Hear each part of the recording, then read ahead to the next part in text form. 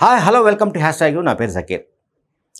Kaleshwaram commission ముందు విచారణకు కేసీఆర్ హాజరవుతారా లేదా అనే సస్పెన్స్కు ఇంకా తెరపడలేదని చెప్తున్నారు.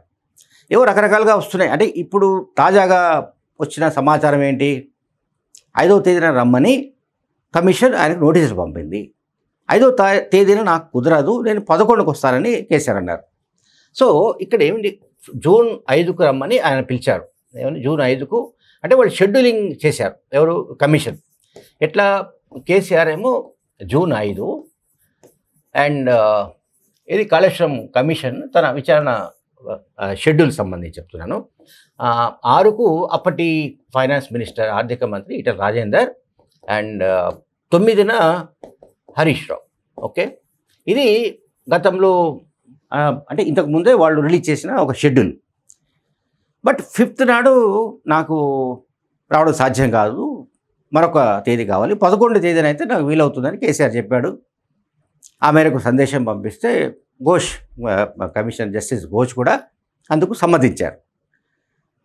బట్ నా డౌట్ ఏంటంటే ఆ రోజు కూడా హాజరు కాకపోవచ్చేమో నా డౌట్ అంటున్నాను. హాజరైతే కావచ్చు, అది వేరే విషయం.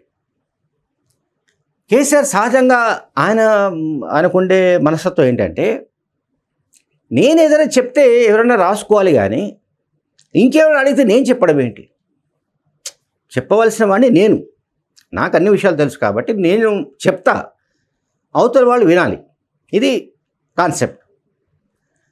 కానీ అవతల జస్టిస్ ఘోష్ కావచ్చు, ఇంకెవరైనా కావచ్చు, వాళ్ళు ఎవరో తనను ప్రశ్నలు అడగడం, దానికేదో తాను జవాబులు చెప్పడం, అసలు ఇదంతా ఏమిటి అనేది బహుశా ఆయనకు ఏమంటాం, అది వశపడనే వ్యవహారం అది. సో దాంతో ఏంటంటే ఆయన వీళ్ళంత వరకు ఏదో రకంగా డ్రాగన్ చేసే పనిలో ఉన్నట్టుగా మనకు కనిపిస్తోంది.